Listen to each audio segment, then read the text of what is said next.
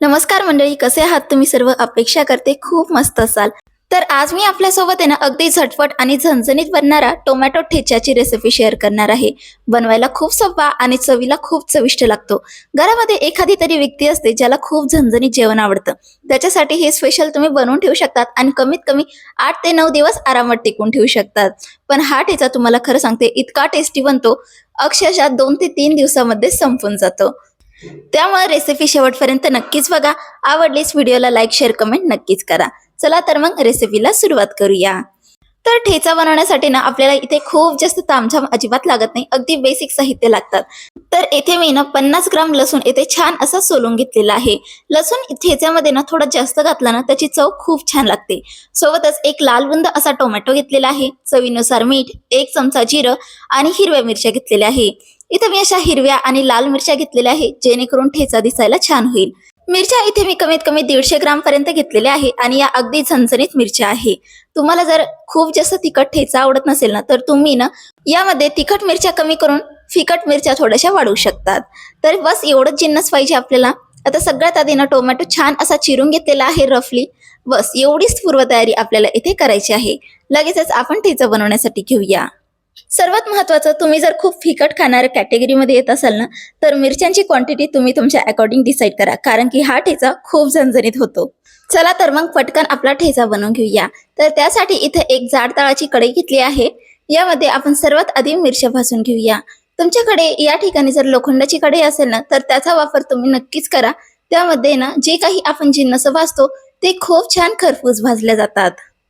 आता सर्वात आधी आपल्याला इथे हिरव्या मिरच्या छान अशा डाग पडेपर्यंत भाजून घ्यायच्या आहे. मिरच्या जशा जशा भाजत जातात ना तसे तसे यामधला जो तिखटपणा आहे ना तो थोडाफार कमी होतो. म्हणून कच्च्या मिरच्या चवीला खूप तिखट लागतात आणि ज्या भाजलेल्या मिरच्या असतात त्यांचा तिखटपणा कमी असतो. म्हणून मिरच्या इथे छान अशा डाग पडेपर्यंत आपल्याला भाजून घ्यायच्या आहे, काही इतपत.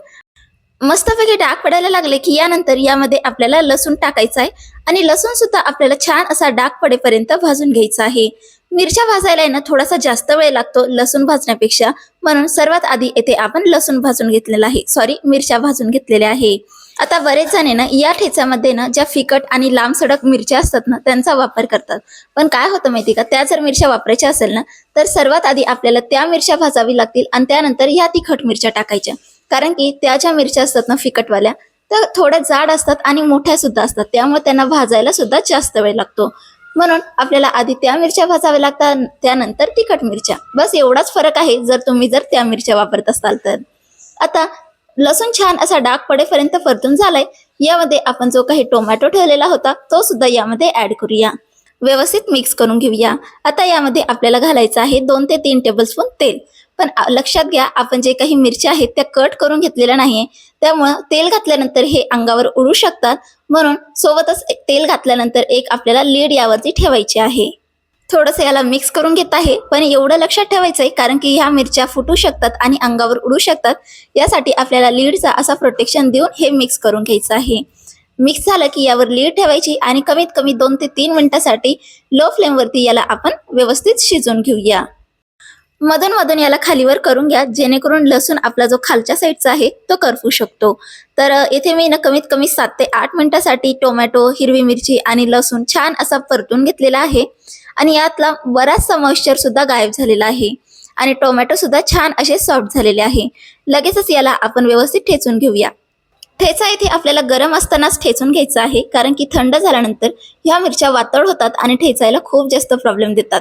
म्हणून गरम असतानाच आपल्याला हा ठेचून घ्यायचा आहे. आता यामध्ये चवीनुसार मीठ घालूया आणि याला ठेचून घेऊया. याला ठेचण्यासाठी मी पेल्याचा वापर करत आहे. आता आपल्या जे काही आजी वगैरे होतं ना त्या ना इथे ना मातीचा जो काही मटका असायचा ना त्याचा वापर करायचा. मी बघितलेला आहे तसं पण सुद्धा, म्हणून मी तुम्हाला सांगते. पण आता आपल्याकडे एवढं ते मातीचा मटका वगैरे काही अवेलेबल नसणार, म्हणून तुम्ही इझिली खलबत्त्यामध्ये सुद्धा करू शकतात किंवा माझ्या पद्धतीने असं पेल्याने सुद्धा याला छान असं मॅश करून घेऊ शकतात. फक्त ठेचा आपल्याला आहे ना खूप जास्त फाईन पेस्टमध्ये ठेवायचा नाहीये, नाहीतर ठेचाचा जो काही फ्लेवर आहे ना तो व्यवस्थित लागणार नाही, तो डायरेक्ट मग चटणी होऊन जाईल. म्हणून असं याला ओबडधोबड करून घेतलेलं आहे. आता यानंतर आपल्याला काय करायचंय, याला एकदा फोडणी द्यायची आहे. तर त्यासाठी ना एक सेंटरमध्ये मी जागा करून घेतली आणि त्यामध्ये 2 ते 3 टेबलस्पून तेल घातलेलं आहे आणि त्यामध्ये 1 चमचा भरून जिरं घातलेलं आहे. आता तुम्ही म्हणाल यामध्ये खूप सारं तेल गेलेलं आहे, पण अजिबात काळजी करू नका. हा ठेचा आपल्याला फ्रीजच्या विरहित 8 ते 9 दिवस टिकवायचा आहे, म्हणून तेल इथं आपलं प्रिझर्वेटिव्हचं काम करेल. आता तेल घातल्यानंतर हा ठेचा आहे ना आपल्याला छान असा परतून घ्यायचा आहे. आता या ठेच्यामध्ये जर मॉइश्चर जर राहिलं ना, तर ठेचा आहे ना जास्तीत जास्त 2 ते 3 दिवस टिकेल आणि नंतर खराब होऊन जाईल. म्हणून जितकं शक्य होईल तितका आपल्याला हा परतून घ्यायचा आहे. इथं मी 5 मिनिटासाठी परतून घेतलेला आहे आणि तयार आहे आपला मस्त झणझणीत असा ठेचा. तुम्ही कधी भाजी नसेलही बनवली ना, फक्त या ठेच्यासोबत तुम्ही चपातीही एन्जॉय करू शकतात. इतका हा झणझणीत बनतो. पण लक्षात घ्या, हा खूप तिखट ठेचा आहे, म्हणून खाताना थोडा विचार करून खा. तर कशी वाटली रेसिपी मला कमेंटमध्ये नक्कीच कळवा. आवडली असेल तर नक्कीच ट्राय करा. भेटूयात अशाच नवीन रेसिपीसह.